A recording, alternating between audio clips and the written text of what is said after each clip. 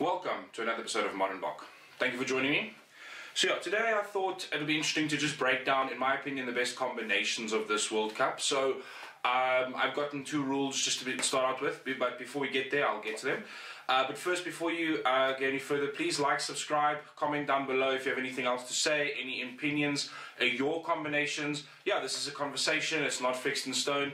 And yeah, let's get into it. My opinion of the best combinations in tournaments.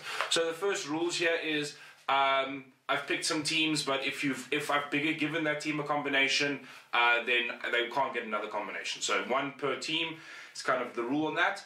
But other than that, it's fair game. And it obviously, so I've broken the combinations down into the front row, your locks, the back three, then, the loose three, then the scrum off and the fly off, the centres and the back three. So those are my 6 combinations I've kind of gone for. So yeah, let's get into it. So up front, I think for me it was a pretty obvious one. The front three, the best in the world at the moment definitely is Ireland. They definitely have some of the most interesting and powerful front three in the tournament, and consistently show that. They even showed it against Wales now. They've shown it in the warm-up games, in the Six Nations. They really have killed it. I mean, they beat Wales this weekend to up their team. It is a little bit of a question mark considering Wales did change a bunch of the team, but still, fair enough. I think the Irish scrum is still probably the best in the world at the moment. So that front row definitely putting their part in that. So obviously that's David Kilcane, Rory Best and Andrew Porter are my choices. Kilcane I know is a little newer, but I think he has definitely showcased and continues to showcase. In my opinion though, Sean Cronin is probably better than Rory Best, even though his surname might argue it. Unfortunately, I just think that, well, he's a captain, so I'm not going to take it away from him, but Sean Cronin is a beautiful shining light for Irish rugby that I definitely think is promising for the future, so it's good to see. But yeah, that's, in my opinion, the best combination for forwards, for the front row. Next was a tough one. This is a tough one. Many countries have got some stunning front lock pairings, but I'm going to go for Arge and Ebenetsabe. Interestingly enough, not the combination most likely to be played in the tournament, but in my opinion, the best lock combination you could play.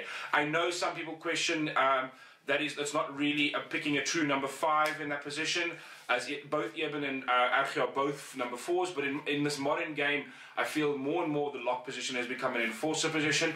Both players are more than tall enough and skilled enough in the air to get the ball in lineouts, and they've shown it multiple times, so I don't think you're losing anything there, and both give outstanding enforcement. One is an enforcer in the rucks, an enforcer in open play. The other one is definitely has the ability to give free ball to some of your centres and has a lot of vision in the game, so both bringing a lot to their team. Moving on to the loose three. Loose three was also a tough one, but I'm going to give it to Australia, even though the player that probably most deserves the reason the combination works hasn't had a lot of game time and is question mark for the World Cup. I still think his calibre makes it that you cannot ignore it, and that's obviously Pocock, Hooper and Nazarani. Nazarani, sorry, I have to admit, sorry about pronunciations, very tough, but I will, please comment down below if you need me to help me out pronounce that. But yeah, so I think that is an outstanding combination. Hooper and Pocock have shown for years, and nobody can argue about Nazarani, about his ability to actually play in open play. He's a massive dude and has some good vision to join that backline and when in the attacking prowess. So that combination is definitely for. Obviously, the other massive role of the loose forward is to steal balls, and nobody can argue Pocock and Hooper are probably the best in the world at that right now, and that's just, you cannot, as Australia, you've got to love having that in your team. So moving on to fly off and scrum half, I think, or the halfback. For me, this was probably the toughest one to pick up the whole tournament. Teams have got some great things. If you look at Wales, as Halfpenny, you look at South Africa's got Pollard. You can't even argue about Leofano from Australia.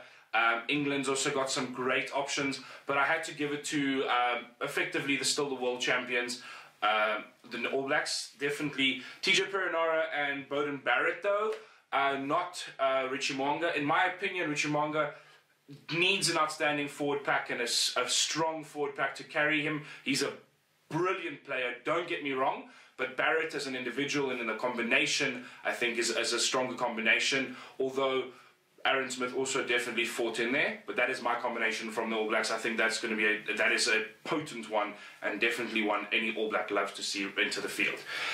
Moving on to centres, I think this was for me a little bit of a runaway.